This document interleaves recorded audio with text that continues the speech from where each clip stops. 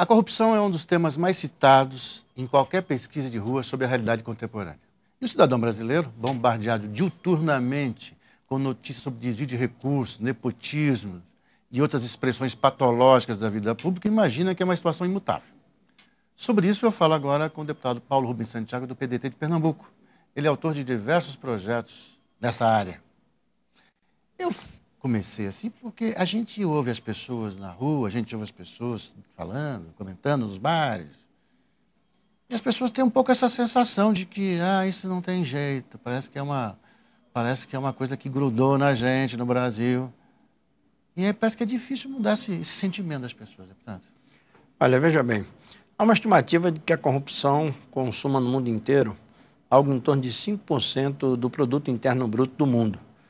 E ela é mais intensa nos países menos desenvolvidos, onde a população tem menos acesso à escolaridade, onde não há uma integração permanente do poder judiciário com o poder legislativo, onde o poder executivo muitas vezes é refém dos grupos econômicos que têm contratos, que têm negócios, que participam de licitações, mas o Brasil tem avançado.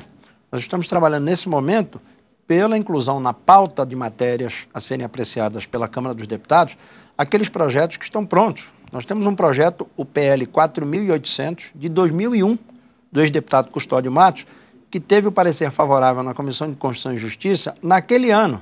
De lá para cá são 10 anos, esse projeto está pronto, ele aumenta o tempo de reclusão, ele aumenta o tempo de pena nos crimes contra a administração pública e se pergunta por que 10 anos depois ele não foi posto em pauta. Eu faço a pergunta também.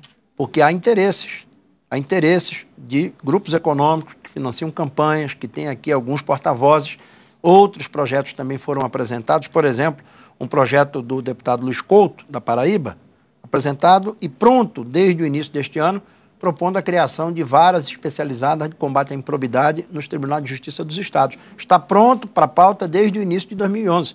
Ora, se nós dermos um combate sistêmico, permanente e amplo à corrupção, a tendência é que ela deixe de existir no território brasileiro.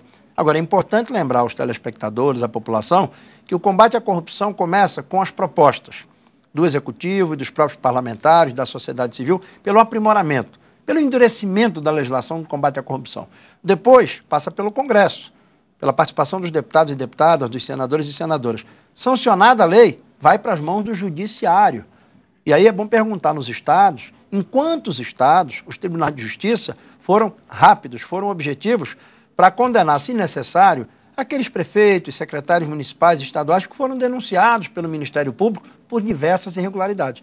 Então, se não houver este compromisso unitário do Legislativo, do Executivo, do Judiciário, se não houver um acompanhamento permanente da imprensa, a coisa fica pelo meio do caminho.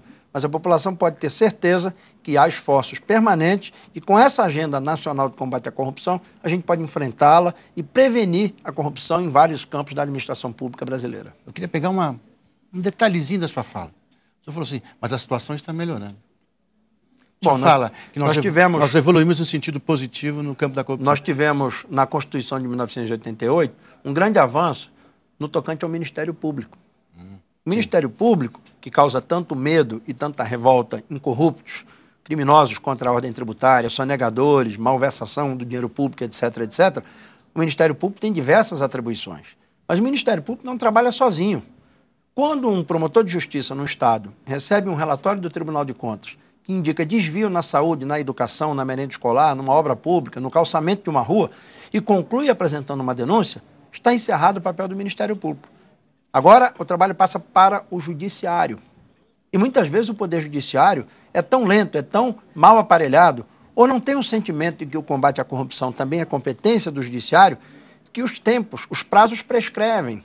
E nós temos projetos aqui na casa propondo a ampliação desses prazos de prescrição. Claro que quando você começa a colocar em prática um conjunto de ações que melhoram o papel do Legislativo, o papel do Executivo, a atuação dos Tribunais de Contas, Ministério Público e o Poder Judiciário, você começa a afetar um conjunto de interesses. Então, há interesses no Brasil para que a corrupção não seja atingida.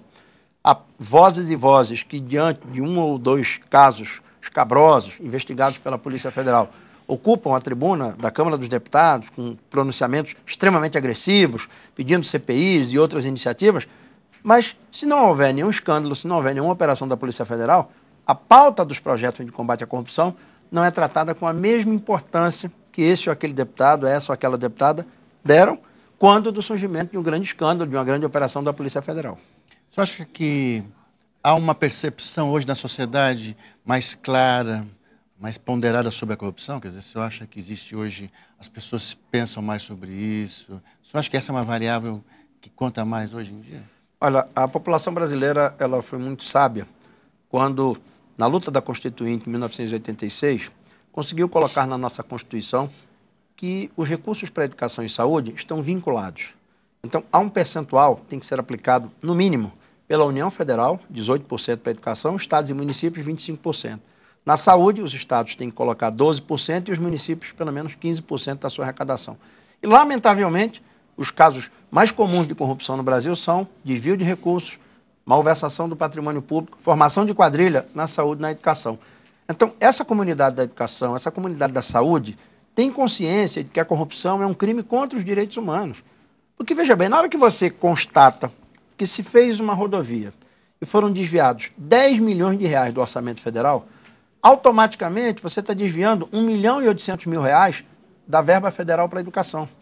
Se você constata que num governo de estado fez-se uma grande obra superfaturada em 50 milhões de reais, automaticamente 25% destes 50 milhões de reais estão sendo desviados da educação.